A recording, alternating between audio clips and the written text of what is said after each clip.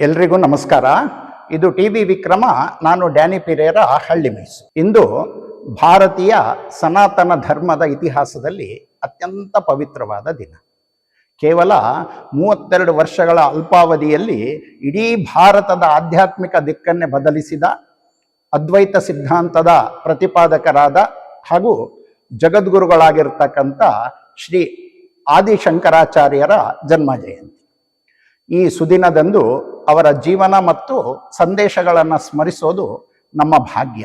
ಅಂತಹ ಅಸಾಮಾನ್ಯ ಮೇಧಾವಿ, ಅನುಪಮ ಜ್ಞಾನಿ ಆದಿಶಂಕರಾಚಾರ್ಯರನ್ನ ಭಕ್ತಿಯಿಂದ ನಮಿಸುತ್ತಾ ಅವರ ಜೀವನವನ್ನು ತಿಳಿತಕ್ಕಂಥ ಸಣ್ಣ ಪ್ರಯತ್ನವನ್ನು ಮಾಡೋಣ. ಕೇರಳದ ಕಾಲಟಿಯಲ್ಲಿ ಶಿವಗುರು ಮತ್ತು ಆರ್ಯಾಂಬೆಯ ಪುತ್ರನಾಗಿ ಜನಿಸಿದ ಶಂಕರ ಬಾಲ್ಯದಲ್ಲೇ ಅಸಾಧಾರಣ ಪ್ರತಿಭಾವಂತ. ಒಮ್ಮೆ ಕೇಳಿದ್ದನ್ನು ಮರೆಯದೆ ಇರ್ತಕ್ಕಂಥ ಅದ್ಭುತ ಸ್ಮರಣ ಶಕ್ತಿ. ಬಾಲ್ಯದಲ್ಲೇ ತಂದೆಯನ್ನ ಕಳೆದುಕೊಂಡ ಶಂಕರ ಸಂಸಾರಕ್ಕಿಂತ ಜ್ಞಾನದ ಹಾದಿಯನ್ನೇ ಇಷ್ಟಪಟ್ಟ. ಬಾಲಕ ಶಂಕರನಿಗೆ ಬಾಲ್ಯದಿಂದಲೇ ಜೀವನದ ನಶ್ವರತೆಯ ಅರಿವಾಗಿತ್ತು. ತಾನು ಸನ್ಯಾಸಿ ಆಗಬೇಕು, ಜ್ಞಾನದ ಹುಡುಗಾಟದಲ್ಲಿ ತೊಡಗಬೇಕು ಅನ್ನೋ ಆಸೆ. ಆದರೆ ತನ್ನ ಏಕೈಕ ಪುತ್ರ ತನ್ನನ್ನು ಬಿಟ್ಟು ಹೋಗ್ತಾನನ್ನೋ ಭಯದಿಂದ ತಾಯಿ ಅದಕ್ಕೆ ಒಪ್ಪಿಗೆ ನೀಡಿರಲಿಲ್ಲ. ಒಮ್ಮೆ ಶಂಕರ ತನ್ನ ತಾಯಿ ಜೊತೆಗೆ ಹತ್ತಿರದ ಪೂರ್ಣಾ ನದಿಗೆ ಸ್ನಾನ ಮಾಡ್ಲಿಕ್ಕೆ ಹೋದ. ಶಂಕರ ನದಿಯಲ್ಲಿ ಇಳಿದು ಸ್ನಾನ ಮಾಡ್ತಿದ್ದಾಗ ಇದ್ದಕ್ಕಿದ್ದಾಗೆ ಒಂದು ದೊಡ್ಡ ಮೊಸಳೆ ಬಂದು ಅವನ ಕಾಲನ್ನ ಭದ್ರವಾಗಿ ಹಿಡಿದುಕೊಳ್ತು. ಶಂಕರ ನೀರಿನಲ್ಲಿ ಮುಳುಗಲಾರಂಭಿಸಿದ. ನದಿಯ ದಡದಲ್ಲಿದ್ದ ಆರ್ಯಾಂಬೆ ಇದನ್ನ ಕಂಡು ಆತಂಕದಿಂದ ಕಿರ್ಚಲಿಕ್ಕೆ ಶುರು ಮಾಡಿದ್ಲು. ಆದರೆ ಮೊಸಳೆಯಿಂದ ಮಗನನ್ನ ರಕ್ಷಿಸೋದು ಆಕೆಗೆ ಸಾಧ್ಯ ಇರಲಿಲ್ಲ. ಆ ಸಾವಿನ ಕ್ಷಣದಲ್ಲೂ ಶಂಕರ ಒಂದು ಉಪಾಯ ಮಾಡ್ತಾನೆ. ಆತ ತಾಯಿಯನ್ನ ನೋಡಿ ಕೂಗ್ತಾ, ಅಮ್ಮ, ಈ ಮೊಸಳೆ ನನ್ನ ನುಂಗ್ತಿದೆ, ನನ್ನ ಜೀವನದ ಕೊನೆಯ ಕ್ಷಣ ಬಂದಿದೆ, ಕನಿಷ್ಠ ಈ ಅಂತ್ಯಕಾಲದಲ್ಲಾದರೂ ನಾನು ಸನ್ಯಾಸಿ ಆಗ್ಲಿಕ್ಕೆ ನೀನು ನನಗೆ ಅನುಮತಿ ನೀಡು. ನಾನು ಆತುರ ಸನ್ಯಾಸ ಅಂದ್ರೆ ಸಾವಿನ ಸಮಯದಲ್ಲಿ ನಡೀತಕ್ಕಂಥ ಅಥವಾ ಪಡಿತಕ್ಕಂಥ ಸನ್ಯಾಸ ಸ್ವೀಕರಿಸ್ತೇನೆ. ಆಗ್ಲಾದ್ರೂ ನನ್ನ ಆತ್ಮಕ್ಕೆ ಶಾಂತಿ ಸಿಗ್ಲಿ. ತನ್ನ ಮಗ ಬದುಕುವುದೇ ಇಲ್ಲ ಎಂಬ ಅಸಹಾಯಕ ಸ್ಥಿತಿಯಲ್ಲಿದ್ದಂಥ ತಾಯಿ, ಸರಿ ಮಗನೆ, ನಿನ್ನ ಇಷ್ಟದಂತೆ ಆಗ್ಲಿ, ನೀನು ಸನ್ಯಾಸಿಯಾಗು ಅಂತ ಅಳುತ್ತಲ್ಲೇ ಅನುಮತಿ ಕೊಡ್ತಾಳೆ. ತಾಯಿ ಸನ್ಯಾಸಕ್ಕೆ ಒಪ್ಪಿಗೆ ನೀಡಿದ ಮರುಕ್ಷಣನೇ ಆಶ್ಚರ್ಯ ಅನ್ನೋ ಹಾಗೆ ಆ ಮೊಸಳೆ ಶಂಕರನ ಕಾಲನ್ನ ಬಿಟ್ಟು ನೀರಿನಲ್ಲಿ ಮಾಯ ಆಗತ್ತೆ. ಶಂಕರ ಸುರಕ್ಷಿತವಾಗಿ ದಡಕ್ಕೆ ಬರ್ತಾನೆ.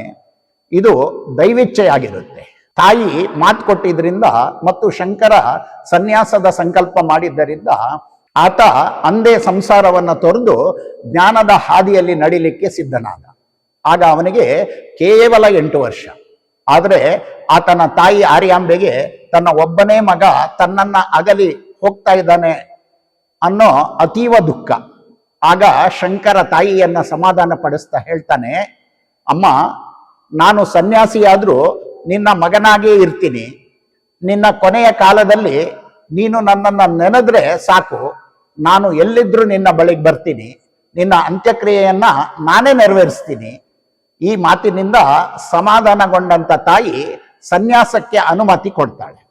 ಹಲವು ವರ್ಷಗಳ ನಂತರ ಶಂಕರರು ಭಾರತಾದ್ಯಂತ ಸಂಚರಿಸಿ ದಿಗ್ವಿಜಯ ಮುಗಿಸಿ ಶೃಂಗೇರಿಯಲ್ಲಿದ್ದಾಗ ಅವರಿಗೆ ತನ್ನ ತಾಯಿಯ ಕಾಲ ಹತ್ತಿರ ಬಂದಿದೆ ಅನ್ನೋ ಅರಿವಾಗುತ್ತೆ. ತಾಯಿ ತನ್ನ ಮಗನನ್ನ ನೆನೀತಾ ಇದ್ದಾಳೆ ಅನ್ನೋದು ಅವರ ಯೋಗ ಶಕ್ತಿಗೆ ತಿಳಿಯುತ್ತೆ. ಕೂಡಲೇ ಅವರು ತಮ್ಮ ಅಲೌಕಿಕ ಶಕ್ತಿಯಿಂದ ಕ್ಷಣ ಮಾತ್ರದಲ್ಲಿ ಕೇರಳದ ತಮ್ಮ ಜನ್ಮಸ್ಥಳವಾದ ಕಾಲಟಿಗೆ ತಲುಪ್ತಾರೆ. ಮಗನನ್ನ ಕಂಡಂತ ತಾಯಿಯ ಕಣ್ಣುಗಳಲ್ಲಿ ಆನಂದ ಬಾಷ್ಪ.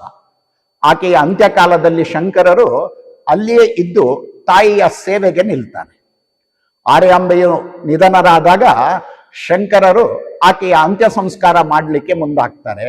ಆದರೆ ಅಂದಿನ ಕಾಲದ ಸಂಪ್ರದಾಯವಾದಿಗಳು ಮತ್ತು ಅವರ ಸಂಬಂಧಿಕರು ಇದನ್ನ ತೀವ್ರವಾಗಿ ವಿರೋಧಿಸ್ತಾರೆ. ಶಾಸ್ತ್ರಗಳ ಪ್ರಕಾರ ಒಬ್ಬ ಸನ್ಯಾಸಿ ಲೌಕಿಕ ಬಂಧನಗಳಿಂದ ಮುಕ್ತನಾಗುತ್ತಾನೆ. ಹಾಗಾಗಿ ಅವನು ತನ್ನ ಕುಟುಂಬದವರ ಅಂತ್ಯಕ್ರಿಯೆ ಮಾಡೋ ಹಾಗಿಲ್ಲ, ಅಗ್ನಿಯನ್ನ ಮುಟ್ಟೋ ಹಾಗಿಲ್ಲ. ಬ್ರಾಹ್ಮಣರು ಶಂಕರರಿಗೆ ಸಹಾಯ ಮಾಡಲಿಕ್ಕೆ ನಿರಾಕರಿಸ್ತಾರೆ. ಶವ ಸಂಸ್ಕಾರಕ್ಕೆ ಬೇಕಾಗಿರ್ತಕ್ಕಂಥ ಅಗ್ನಿಯನ್ನು ಕೊಡ್ಲಿಕ್ಕೆ ಮತ್ತು ಶವವನ್ನು ಒರ್ಲಿಕ್ಕೂ ಕೂಡ ನಿರಾಕರಿಸ್ತಾರೆ. ಅವರು ಶಂಕರನನ್ನ ಬಹಿಷ್ಕರಿಸ್ತಾರೆ. ಸಮಾಜದ ಈ ಕಠಿಣ ವರ್ತನೆಯಿಂದ ಶಂಕರರು ವಿಚಲಿತರಾಗೋದಿಲ್ಲ. ತಾಯಿಗೆ ಕೊಟ್ಟ ಮಾತಿನ ಪ್ರಕಾರ ಶಾಸ್ತ್ರಕ್ಕಿಂತ ತಾಯಿಯ ಮಾತೇ ದೊಡ್ಡದು ಅಂತ ಹೇಳಿ ಅವರು ನಂಬಿರ್ತಾರೆ. ಸಹಾಯಕ್ಕೆ ಯಾರೂ ಬರದೆ ಹೋದಾಗ ತಾವೊಬ್ಬರೇ ತಾಯಿಯ ಶವವನ್ನು ಹೊತ್ತು ತಮ್ಮ ಮನೆಯ ಹಿತ್ತಲಲ್ಲೇ ಚಿತೆಯನ್ನ ಸಿದ್ಧಪಡಿಸ್ತಾರೆ. ಸೌದೆಯ ಬದಲು ಹಸಿ ಬಾಳೆಗಿಡದ ತುಂಡುಗಳನ್ನೇ ಬಳಸ್ತಾರೆ. ತಮ್ಮ ತಪೋಶಕ್ತಿಯಿಂದ ಮಂತ್ರಗಳನ್ನು ಪಠಿಸ್ತಾ ಅಗ್ನಿಯನ್ನ ಆಹ್ವಾನಿಸಿ ಚಿತೆಗೆ ಬೆಂಕಿ ಹಚ್ತಾರೆ. ಎಷ್ಟು ದೊಡ್ಡ ವಿದ್ವಾಂಸನಾದರೂ ಜಗದ್ಗುರುವಾದರೂ ತಾಯಿಯ ಋಣವನ್ನ ತೀರಿಸೋದು ಪ್ರತಿಯೊಬ್ಬನ ಪರಮ ಧರ್ಮ ಅನ್ನೋದು ಶಂಕರರು ಜಗತ್ತಿಗೆ ತೋರಿಸ್ಕೊಡ್ತಾರೆ. ಶಾಸ್ತ್ರಗಳು ಮನುಷ್ಯನ ಒಳಿತಿಗಾಗಿ ಇವೆಯೇ ಹೊರತು ಮಾನವೀಯತೆಯನ್ನ ಕೊಲ್ಲಿಕ್ಕಲ್ಲ. ಸಂಪ್ರದಾಯಕ್ಕಿಂತ ತಾಯಿಯ ಮೇಲಿನ ಪ್ರೀತಿ ಮತ್ತು ಕೊಟ್ಟ ಮಾತು ಮುಖ್ಯ ಅನ್ನೋದನ್ನ ಶಂಕರರು ಸಾಬೀತುಪಡಿಸ್ತಾರೆ. ಇವತ್ತಿಗೂ ಕಾಲಟಿಯಲ್ಲಿ ಶಂಕರರ ಮನೆಯ ಹಿತ್ತಲಲ್ಲಿ ಅವರ ತಾಯಿಯ ಸಮಾಧಿಯನ್ನ ನಾವು ಕಾಣಬಹುದು. ಇದು ಮಗನೊಬ್ಬನ ಅಪ್ರತಿಮ ತಾಯಿ ಪ್ರೀತಿಗೆ ಸಾಕ್ಷಿ. ತಾಯಿಯ ಮಹತ್ವವನ್ನು ಸಾರುವ ಈ ಘಟನೆಯ ಶಂಕರರ ವ್ಯಕ್ತಿತ್ವಕ್ಕೆ ಇನ್ನಷ್ಟು ಮೆರುಗು ನೀಡುತ್ತೆ. ಶಂಕರಾಚಾರ್ಯರು ಪ್ರತಿಪಾದಿಸ್ತಕ್ಕಂಥ ಅದ್ವೈತ ಅಂದ್ರೆ ಎರಡಲ್ಲದ್ದು ಅಂದರ್ಥ. ಬ್ರಹ್ಮ ಸತ್ಯಂ ಜಗನ್ಮಿತ್ಯಂ, ಪರಬ್ರೊಬ್ಬನೊಬ್ಬನೇ ಸತ್ಯ, ಜಗತ್ತು ಮಾಯೆ ಅಥವಾ ಪರಿವರ್ತನಶೀಲ. ಜೀವೋ ಬ್ರಹ್ಮೈವ ನಾಪರಹ, ಜೀವಾತ್ಮ ಮತ್ತು ಪರಮಾತ್ಮ ಬೇರೆ ಬೇರೆ ಅಲ್ಲ, ನಾವೆಲ್ಲರೂ ಆ ದೈವಿಕ ಅಂಶಗಳೇ ಎನ್ನೋದು ಇದರ ಸಾರ. ಅದಕ್ಕೆ ಅವರು ನೀಡುವ ಉದಾಹರಣೆ, ಕತ್ತಲಲ್ಲಿ ಹಗ್ಗವನ್ನ ಕಂಡು ಹಾವು ಅಂತ ಹೇಳಿ ಹೆದರುತ್ತೀವಿ, ಬೆಳಕು ಬಂದಾಗ ಅದು ಹಗ್ಗ ಅಂತ ಹೇಳಿ ನಮಗೆ ತಿಳಿಯುತ್ತೆ. ಹಾಗೆಯೇ ಅಜ್ಞಾನ ಇರುವವರೆಗೂ ಜಗತ್ತು ಬೇರೆಯಾಗಿ ಕಾಣುತ್ತೆ. ಜ್ಞಾನೋದಯವಾದಾಗ ಎಲ್ಲವೂ ಬ್ರಹ್ಮಮಯವಾಗಿ ಕಾಣುತ್ತೆ. ಶಂಕರಾಚಾರ್ಯರು ಕೇವಲ ದಾರ್ಶನಿಕರಲ್ಲ, ಅವರು ಈ ದೇಶದ ಸಾಂಸ್ಕೃತಿಕ ಏಕತೆಯನ್ನ ಬೆಸೆದಂತ ಮಹಾಶಿಲ್ಪಿ. ಕಾಲ್ನಡಿಗೆಯಲ್ಲಿ ಕಾಶ್ಮೀರದಿಂದ ಕನ್ಯಾಕುಮಾರಿವರೆಗೆ ಸಂಚರಿಸಿ ಪಂಡಿತರನ್ನ ವಾದದಲ್ಲಿ ಗೆದ್ದು ಜ್ಞಾನದೀಪ ಹಚ್ಚಿದವರು. ಭಾರತದ 4 ದಿಕ್ಕುಗಳಲ್ಲಿ 4 ಮಠಗಳನ್ನ ಸ್ಥಾಪಿಸಿದವರು. ದಕ್ಷಿಣದಲ್ಲಿ ಶೃಂಗೇರಿ ಶಾರದಾ ಪೀಠ, ಪಶ್ಚಿಮದಲ್ಲಿ ದ್ವಾರಕಾ ಕಾಳಿಕಾ ಪೀಠ, ಉತ್ತರದಲ್ಲಿ ಬದ್ರಿನಾಥ ಜ್ಯೋತಿರ್ಮಠ, ಪೂರ್ವದಲ್ಲಿ ಪುರಿ ಗೋವರ್ಧನ ಪೀಠ. ಈ ಮಠಗಳ ಮೂಲಕ ಧರ್ಮದ ರಕ್ಷಣೆ ಮತ್ತು ಪ್ರಸಾರಕ್ಕೆ ಶಾಶ್ವತವಾದ ಅಡಿಪಾಯವನ್ನ ಶಂಕರರು ಹಾಕೊಡ್ತಾರೆ. ಅವರು ಕಠಿಣವಾದ ವೇದಾಂತವನ್ನ ಎಷ್ಟು ಸರಳವಾಗಿ ವಿವರಿಸಿದಾರೋ ಅಷ್ಟೇ ಸುಂದರವಾಗಿ ಭಕ್ತಿ ಸ್ತೋತ್ರಗಳನ್ನ ರಚಿಸಿದ್ದಾರೆ. ಭಜಗೋವಿಂದಂ ಲೌಕಿಕ ಆಸೆಗಳ ಬೆನ್ನತ್ತದೆ ಭಗವಂತನ ನಾಮಸ್ಮರಣೆ ಮಾಡಿ ಅಂತ ಹೇಳಿ ಆ ಮೂಲಕ ಎಚ್ಚರಿಸ್ತಾರೆ. ಸೌಂದರ್ಯ ಲಹರಿ, ಶಿವಾನಂದ ಲಹರಿ, ಕನಕಧಾರ ಸ್ತೋತ್ರ ಇವತ್ತಿಗೂ ಇವು ಮನೆಗಳಲ್ಲಿ ಮೊಳಗ್ತಾ ಇದ್ದಾವೆ. ಅವರ ಸಾಹಿತ್ಯದಲ್ಲಿ ಜ್ಞಾನ ಮತ್ತು ಭಕ್ತಿಗಳ ಸಮಾಗಮ ಇದೆ. ಇಂದಿನ ಗೊಂದಲಮಯ ಜಗತ್ನಲ್ಲಿ ನಾವೆಲ್ಲರೂ ಒಂದೇ ಅನ್ನೋದು ಶಂಕರರ ಅದ್ವೈತ ಸಂದೇಶ. ಜಾತಿ ಧರ್ಮ ಭೇದ ಭಾವಗಳನ್ನು ಮೀರಿ ಮನುಷ್ಯತ್ವದ ಉನ್ನತಿಗೆ ಅವರ ತತ್ವಗಳು ಇವತ್ತಿಗೂ ದಾರಿದೀಪ. ಕಾಶಿಯಲ್ಲಿ ನಡೆದ ಈ ಘಟನೆ ಶ್ರೀ ಶಂಕರಾಚಾರ್ಯರ ಜೀವನದ ಅತ್ಯಂತ ಪ್ರಭಾವಶಾಲಿ ಮತ್ತು ಕ್ರಾಂತಿಕಾರಿ ಘಟನೆಗಳಲ್ಲಿ ಒಂದು. ಒಮ್ಮೆ ಜಗದ್ಗುರು ಆದಿಶಂಕರಾಚಾರ್ಯರು ತಮ್ಮ ಶಿಷ್ಯರ ಜೊತೆಗೆ ಕಾಶಿಯ ಗಂಗಾ ನದಿಯಲ್ಲಿ ಪವಿತ್ರ ಸ್ನಾನವನ್ನ ಮುಗಿಸಿ ವಿಶ್ವನಾಥನ ದರ್ಶನಕ್ಕೋಸ್ಕರ ದೇವಾಲಯದ ಕಡೆಗೆ ಕಿರಿದಾದ ಗಲ್ಲಿಯೊಂದರಲ್ಲಿ ನಡೆದು ಬರ್ತಾ ಇರ್ತಾರೆ. ಶಂಕರರು ಆಗಲೇ ಜ್ಞಾನಶಿಖರರಾಗಿ ಪ್ರಸಿದ್ಧರಾಗಿದ್ದವರು ಮತ್ತು ಸನ್ಯಾಸ ಧರ್ಮದ ಕಟ್ಟುನಿಟ್ಟಿನ ನಿಯಮಗಳನ್ನ ಪಾಲಿಸ್ತಿದ್ದರು. ಶಂಕರಾಚಾರ್ಯರು ಬರ್ತಿದ್ದಂಥ ದಾರಿಯಲ್ಲಿ ಎದುರಾಗಿ ಒಬ್ಬ ಚಾಂಡಾಲ ಬರ್ತಿದ್ದ. ಅವನ ಜೊತೆಯಲ್ಲಿ 4 ಭಯಾನಕ ರೂಪದ ನಾಯಿಗಳಿದ್ವು. ಆತ ಅಶುಚಿಯಾಗಿ ಕಂಡು ಬಂದಿದ್ರಿಂದ ಶಂಕರರ ಶಿಷ್ಯರು ತಾವು ಮಡಿಯಿಂದ ಇರಬೇಕು ಅನ್ನೋ ಕಾರಣಕ್ಕೋಸ್ಕರ ದೂರ ಹೋಗು ಅಂತ ಹೇಳಿ ಆತನನ್ನ ಗದರಿಸ್ತಾನೆ. ಆ ವ್ಯಕ್ತಿಯು ದಾರಿಯಿಂದ ಸರಿಯೋ ಬದಲು ಅಲ್ಲೇ ನಿಂತ್ಕೊಂಡು ಅತ್ಯಂತ ಶಾಂತವಾಗಿ ಮತ್ತು ಗಂಭೀರವಾಗಿ ಶಂಕರಾಚಾರ್ಯರನ್ನ ನೋಡಿ 2 ಪ್ರಶ್ನೆಗಳನ್ನ ಕೇಳ್ತಾನೆ. ಓ ಸನ್ಯಾಸಿಗಳೇ, ನೀವು ದೂರ ಸರೀರಿ ಅಂತ ಹೇಳ್ತಾ ಇರೋದು ಯಾರಿಗೆ? ನನ್ನ ಈ ಭೌತಿಕ ದೇಹಕ್ಕೋ ಅಥವಾ ಈ ದೇಹದ ಒಳಗಿರ್ತಕ್ಕಂಥ ಆತ್ಮಕ್ಕೋ?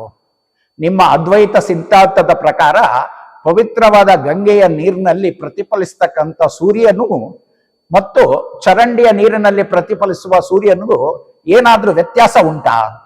ಎಲ್ಲರಲ್ಲೂ ಇರುವ ಚೈತನ್ಯ ಒಂದೇ ಆಗಿರುವಾಗ ಒಬ್ಬರು ಇನ್ನೊಬ್ಬರಿಗಿಂತ ಶ್ರೇಷ್ಠ ಅಥವಾ ಕನಿಷ್ಠ ಅಂತ ನೀವು ಹೇಗೆ ಹೇಳ್ತೀರಿ? ಈ ಮಾತುಗಳನ್ನ ಕೇಳಿದ ತಕ್ಷಣ ಶಂಕರರು ಸ್ತಬ್ಧರಾಗ್ತಾರೆ. ತಾವು ಬೋಧಿಸುತ್ತಿರ್ತಕ್ಕಂಥ ಸರ್ವಂ ಕಲ್ವಿದಂ ಬ್ರಹ್ಮ ಅಂದ್ರೆ ಎಲ್ಲರಲ್ಲೂ ಭಗವಂತನಿದ್ದಾನೆ ಅನ್ನೋ ತತ್ವವನ್ನ ಆಚರಣೆಯಲ್ಲಿ ಮರೆತು ಹೋಗಿದ್ದನ್ನ ಅವರು ಮನಗಾಣ್ತಾರೆ.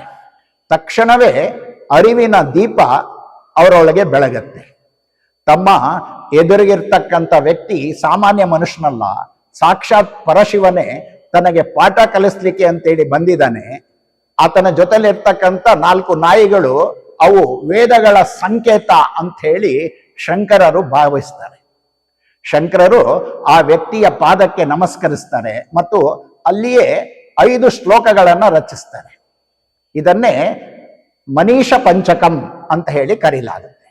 ಈ ಘಟನೆ ನಮಗೆ ಕೊಡ್ತಕ್ಕಂಥ ಸಂದೇಶ, ಜ್ಞಾನ ಅನ್ನೋದು ವ್ಯಕ್ತಿಯ ಹುಟ್ಟು ಅಥವಾ ಜಾತಿಯ ಮೇಲೆ ಅವಲಂಬಿತವಾಗಿಲ್ಲ. ದೈವತ್ವವು ಕೇವಲ ಮಂದಿರದಲ್ಲ, ಪ್ರತಿಯೊಬ್ಬ ಜೀವಿಯಲ್ಲೂ ಇದೆ. ಯಾರನ್ನು ಕೀಳಾಗಿ ಕಾಣಬಾರದು. ಗುರುವಾಗಿದ್ದರೂ ಕಾಲ ಕಾಲಕ್ಕೆ ಪಾಠ ಕಲಿಯುವ ಅವಶ್ಯಕತೆ ಇರುತ್ತೆ ಎಂತಕ್ಕಂಥ ವಿನಯವಂತಿಕೆಯನ್ನ ಇದು ಕಲಿಸುತ್ತೆ. ಮಿತ್ರರೇ, ಶಂಕರರು ಕೇವಲ ಮಠಗಳನ್ನ ಕಟ್ಟಲಿಲ್ಲ, ಮನಸ್ಸುಗಳ ನಡುವಿನ ಭೇದದ ಗೋಡೆಗಳನ್ನ ಕೆಡವಿದರು. ಶಂಕರಾಚಾರ್ಯರು ಬದುಕಿದ್ದು ಕೇವಲ 32 ವರ್ಷ. ಆ ಅಲ್ಪಾಯುವಿನಲ್ಲೂ ಅವರು ಭಾರತದ ಉದ್ದಗಲಕ್ಕೂ ಕಾಲ್ನಡಿಗೆಯಲ್ಲಿ ಸಂಚರಿಸಿ 4 ದಿಕ್ಕಿನಲ್ಲೂ 4 ಮಠಗಳನ್ನು ಸ್ಥಾಪಿಸುವ ಮೂಲಕ ಅಖಂಡ ಭಾರತವನ್ನ ಆಧ್ಯಾತ್ಮಿಕ ಮತ್ತು ಸಾಂಸ್ಕೃತಿಕ ಬಂಧನದಲ್ಲಿ ಬೆಸೆದಿರೋದು ಮಾತ್ರ ಅಲ್ಲದೆ ದೇಶವನ್ನ ಸನಾತನ ಧರ್ಮದ ಬೆಸುಗೆಯಲ್ಲಿ ಗಟ್ಟಿಗೊಳಿಸ್ತಕ್ಕಂಥ ಮಹತ್ತರವಾದ ಕೆಲಸವನ್ನ ಮಾಡ್ತಾರೆ. ಅವರು ಉಳಿಸಿ ಹೋದ ಜ್ಞಾನದ ಭಂಡಾರ ಯುಗ ಯುಗಾಂತರ ಕಾಲ ಮಾನವ ಕುಲವನ್ನ ಮುನ್ನಡೆಸುವಂಥದ್ದು, ಜಗತ್ತನ್ನ ಉದ್ಧರಿಸುವಂಥದ್ದು. ಅಂತಿಮವಾಗಿ ಅವರು ಕೇದಾರನಾಥ ದೇವಾಲಯದ ಹಿಂಭಾಗಕ್ಕೆ ಹಿಮಚ್ಛಾದಿತ ಪ್ರದೇಶಕ್ಕೆ ತೆರಳಿ ಅಲ್ಲಿ ಪದ್ಮಾಸನದಲ್ಲಿ ಕುಳಿತು ಯೋಗ ಸಮಾಧಿ ಸ್ಥಿತಿಗೆ ತಲುಪಿದ್ರು. ಅಲ್ಲಿ ಅವರ ಭೌತಿಕ ಶರೀರ ಪಂಚಭೂತಗಳಲ್ಲಿ ಲೀನವಾಯಿತು ಅಂತ ಹೇಳಲಾಗುತ್ತೆ. ಇವತ್ತಿಗೂ ಕೇದಾರನಾಥ ದೇವಾಲಯದ ಹಿಂಭಾಗದಲ್ಲಿ ಆದಿಶಂಕರ ಸಮಾಧಿಯನ್ನ ನಾವು ಕಾಣಬಹುದು. 2021ರಲ್ಲಿ ಅವರ ಭವ್ಯವಾದ 12 ಅಡಿ ಎತ್ತರದ ಕೃಷ್ಣಶಿಲೆಯ ಪ್ರತಿಮೆಯನ್ನ ಸ್ಥಾಪಿಸಲಾಗಿದೆ. ಮಿತ್ರರೇ, ಭಾರತದ ಏಕತೆಯನ್ನ ಸದೃಢಗೊಳಿಸಿದ ಅನುಪಮ ಸನ್ಯಾಸಿಗೆ ಅವರ ಜನ್ಮ ಜಯಂತಿಯ ಹಿನ್ನೆಲೆಯಲ್ಲಿ ಶತಶತ ಪ್ರಣಾಮಗಳನ್ನು ಸಲ್ಲಿಸ್ತಾ ಈ ಸಂಚಿಕೆಯನ್ನ ಮುಕ್ತಾಯಗೊಳಿಸುತ್ತಿದ್ದೇನೆ. ಧನ್ಯವಾದಗಳು. ವಂದೇ ಮಾತರಂ. ಟಿವಿ ವಿಕ್ರಮ, ದೇಶ ನಿಮ್ಮ ಕೈಯಲ್ಲಿ. ಈ ಕಾರ್ಯಕ್ರಮ ನಿಮಗೆ ಇಷ್ಟ ಆಗಿದ್ದಲ್ಲಿ ಲೈಕ್, ಶೇರ್ ಹಾಗೂ ಕಮೆಂಟ್ ಮಾಡಿ. ಟಿವಿ ವಿಕ್ರಮದ ಕಾರ್ಯಕ್ರಮಗಳನ್ನು ನಿರಂತರವಾಗಿ ವೀಕ್ಷಿಸಲು ಸಬ್ಸ್ಕ್ರೈಬ್ ಮಾಡಿ, ಬೆಲ್ ಐಕನ್ ಒತ್ತಿ.